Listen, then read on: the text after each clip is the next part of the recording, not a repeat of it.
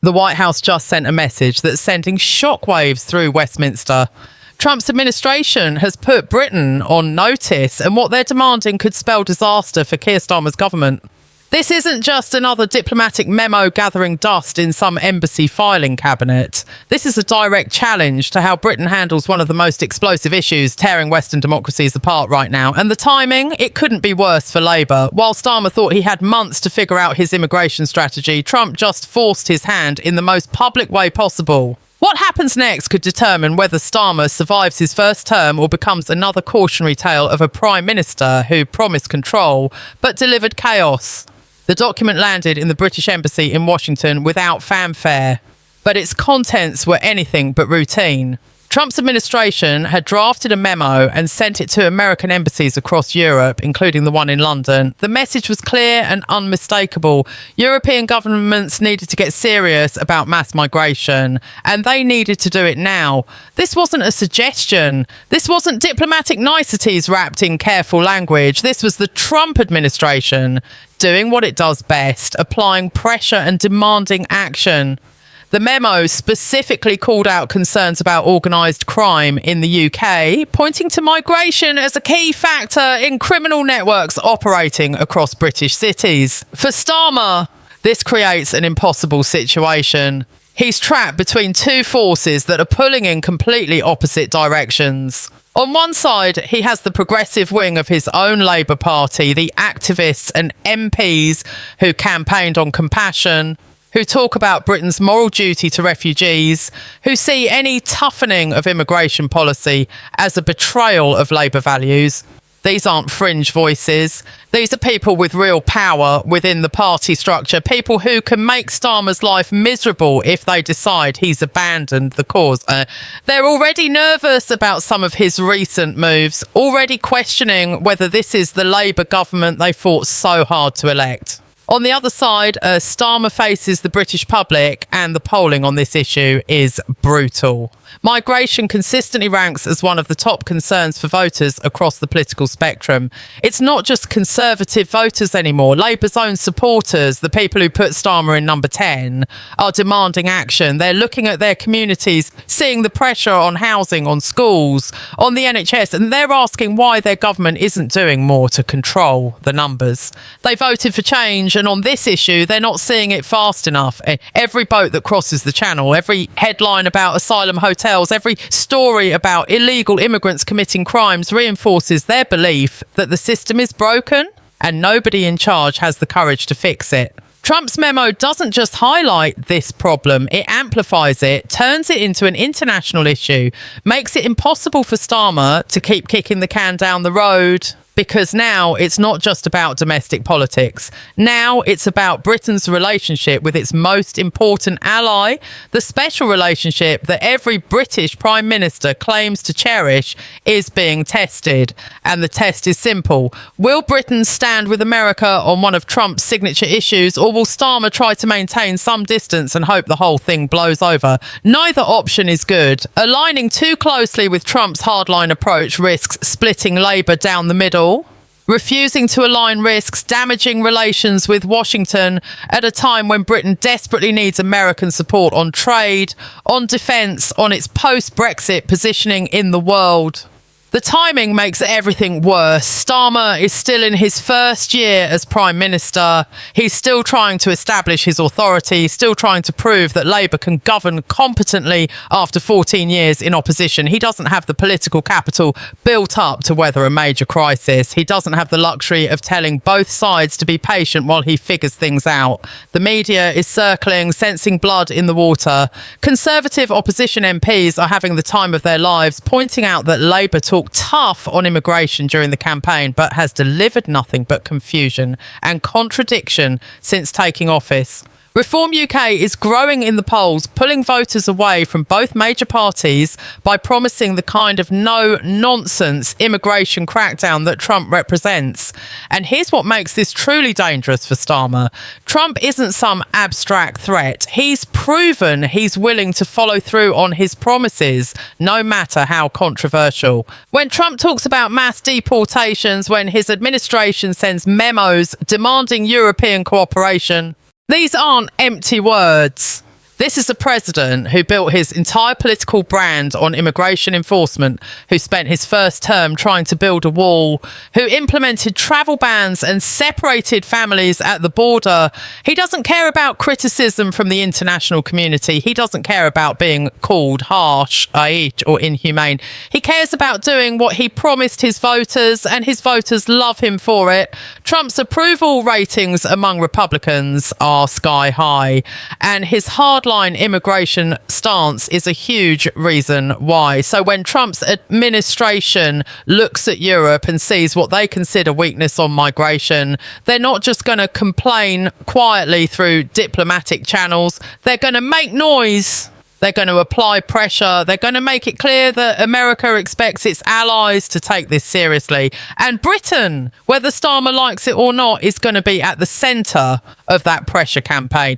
The geographic reality alone guarantees it. Britain faces unique challenges with channel crossings, with its island status, making it both easier to control borders in theory, but also creating specific vulnerabilities that criminal gangs have learnt to exploit. Trump's team knows this. They're watching how Britain handles these crossings, and they're using it as a test case for whether European governments have the will to actually solve the problem or just manage the politics. The irony of this situation would be funny if it wasn't so politically devastating for Starmer. For years, Labour attacked the Conservatives over immigration. They called them incompetent, said they'd lost control of the borders, accused them of making promises they had no intention of keeping. Labour positioned itself as the party that would bring order to chaos, that would fix the broken system, that would combine firm border control with humane treatment of asylum seekers. Starmer himself gave speeches about restoring public confidence in the immigration system. He promised voters that Labour had learned its lessons from the past, that they understood people's concerns, that things would be different under his leadership. But now that he's actually in power, the reality is hitting hard. Fixing immigration isn't easy. It's not just about political will or better management. It's about dealing with international law, with human rights obligations, with real human beings fleeing real dangers. It's about coordinating with other countries who have their own interests and their own political pressures. It's about finding detention space and processing capacity and return agreements with countries that don't particularly want to cooperate. It's about balancing security concerns with economic needs, because Britain's economy depends on immigration in ways that the political debate rarely acknowledges. The NHS would collapse without immigrant workers. Social care would cease to function. Agriculture would struggle to bring in harvests. Tech companies would move elsewhere if they couldn't recruit international talent. Starmer knows all this, his team knows all this, but knowing it doesn't make the politics any easier, because Trump's memo has just reframed the entire debate in the worst possible way for Labour. Now, it's not just about whether Starmer's policies are working, it's about whether Britain is a reliable ally. It's about whether Starmer has the strength to stand up for border security even when it's difficult. It's about whether Labour's progressive instincts have made them soft on the kind of issues that voters care about most. The Conservative media is already running with this angle. They're painting Starmer as weak, as out of touch, as more concerned about international progressive opinion than about British interests. They're asking why Britain should follow EU-style migration policies when the Americans are going in completely the opposite direction. The numbers tell a complicated story that doesn't fit neatly and into anyone's preferred narrative. Starmer's government has actually deported more people than the previous Conservative government did in its final year. Labour removed close to 35,000 people in 2024, a 25% increase over the previous year. These aren't trivial numbers. This represents significant enforcement action, the kind of thing that should demonstrate Starmer is serious about border control.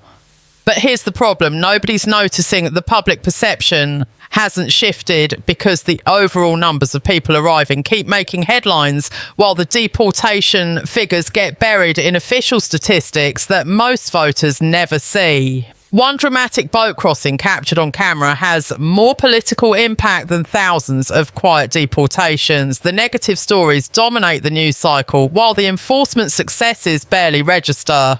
Labour's policy proposals show they're trying to get ahead of this issue before it destroys them. Starmer's team is discussing what they call return hubs in third countries. The idea is to establish facilities where failed asylum seekers can be processed and held before being sent back to their countries of origin. This is supposed to be different from the Conservatives' Rwanda scheme, which Labour spent years attacking as cruel and unworkable. But the similarities are obvious enough that critics on both sides are having a field day. The left says Starmer has abandoned Labour principles and is embracing Conservative policies he once called inhumane. The right says this proves Labour had no better ideas all along and wasted everyone's time with fake outrage about Rwanda when they were always going to end up doing something similar. Trump's involvement makes this balancing act exponentially harder because now Starmer can't present his policies as a reasonable middle ground between extremes. Trump represents the extreme and he's demanding that Britain move in his direction. Any attempt by Starmer to stake out a more moderate position will be framed as weakness, as failing to support America, as putting progressive politics ahead of practical results. The political space for nuance has collapsed. You're either tough on immigration in ways that Trump approves of, or you're part of the problem. There's no room for complexity, no appreciation for the genuine difficulties involved in managing migration flows in a way that's both effective and humane. The organised crime angle makes everything even more toxic. Trump's memo specifically mentioned criminal networks in the UK, linking them explicitly to migration. This isn't a new argument. Conservative politicians and right-wing media have been making this connection for years, but having it come from the American president gives it a different weight. It's no longer just domestic political point scoring. It's an international ally raising concerns about Britain's security situation. Starmer can't simply dismiss this or accuse critics of fear-mongering. He has to take it seriously. He has to be seen responding to it, even though the actual relationship between immigration and crime is far more complex than the simple narrative suggests. Yes, there are criminal gangs involved in people smuggling. Yes, some immigrants commit crimes. But the vast majority of immigrants are law-abiding people trying to build better lives, and the data shows that immigrant communities often have lower crime rates than native populations. None of that matters in the current political environment. The perception is what counts, and the perception is that Britain has lost control.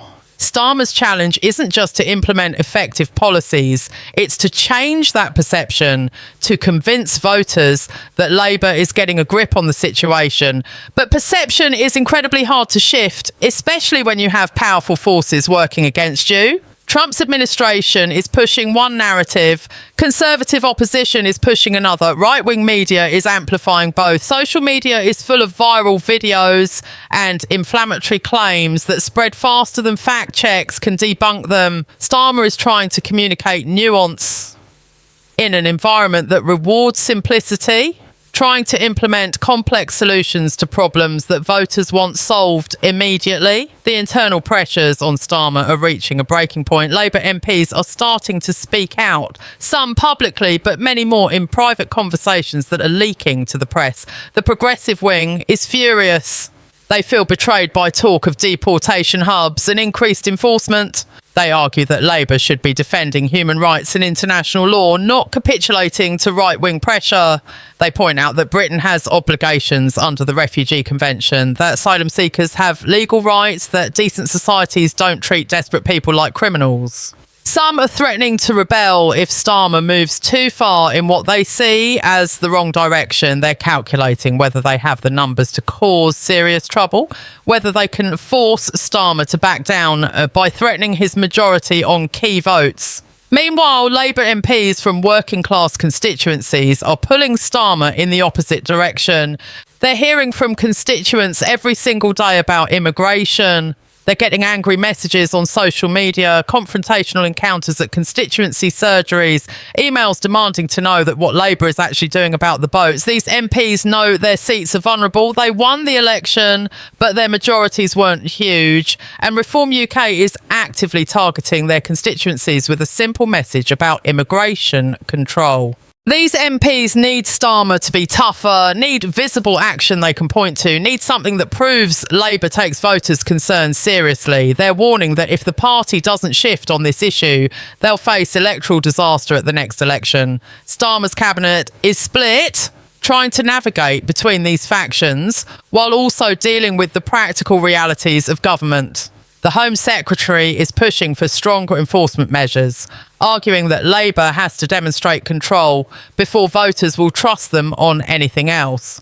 The Foreign Secretary is worried about international relationships, concerned that being too aggressive on immigration will damage Britain's reputation and complicate diplomatic efforts. The Chancellor is calculating the economic impact, worried that cracking down too hard on immigration will make labour shortages worse and hurt economic growth. The party chairman is focused purely on politics, on what positions will help Labour win the next election. These aren't just policy disagreements, these are fundamental conflicts about what Labour stands for and who it represents. The Trump factor injects poison into all of these internal debates because now every discussion about immigration policy becomes tangled up with questions about Britain's relationship with America. Do we align ourselves with Trump's approach, or do we maintain our distance? Do we prioritise the special relationship, or do we stand on principle, even if it creates friction? Labour MPs who already distrusted Trump, who see him as everything they oppose politically, are absolutely opposed to anything that looks like following his lead.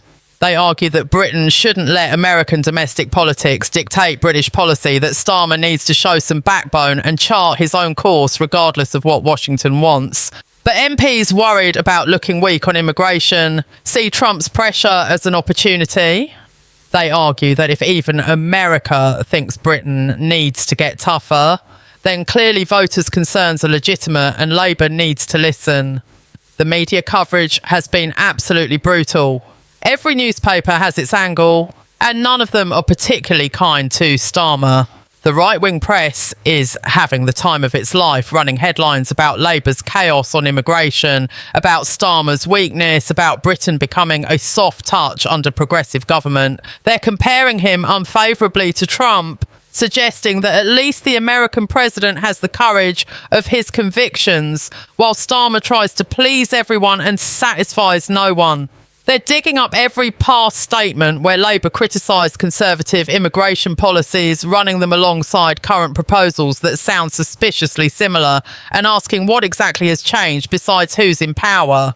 The left-wing media isn't much friendlier. They're disappointed in Starmer, writing pieces about how Labour has abandoned its values, how the party that once stood for compassion and human rights is now talking about deportation hubs and enforcement crackdowns. They're questioning whether there's any real difference between Labour and Conservatives on immigration, whether voters made a mistake thinking that changing governments would actually change anything. Some columnists are openly calling for Starmer to be replaced, arguing that Labour needs a leader with genuine progressive principles rather than someone who just follows focus groups and opinion polls. The criticism from both sides creates this impossible situation where anything Starmer does will be attacked by someone, where there's literally no position he can take that won't generate massive backlash. Social media has amplified everything to absurd levels. Every statement from Starmer gets dissected and attacked from multiple angles simultaneously. Conservative accounts accuse him of being soft and ineffective. Progressive accounts accuse him of betraying Labour values. Videos of boat crossings go viral with commentary blaming Starmer for not stopping them. Statistics about deportations get shared without context, making enforcement actions look either too aggressive or too weak, depending on who's doing the sharing.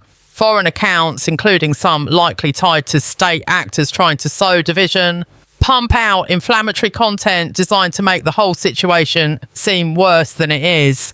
The information environment is completely chaotic, making rational discussion almost impossible. Trump's unpredictability makes planning impossible. Starmer's team can't just implement a policy and hope it works because they have no idea what Trump might say or do next. Will Trump praise any steps Britain takes towards stricter immigration control, or will he demand even more? Will he use Britain as a positive example of an ally getting tough on migration, or will he attack Starmer for not going far enough? Will this be a one-time memo that fades from the news cycle?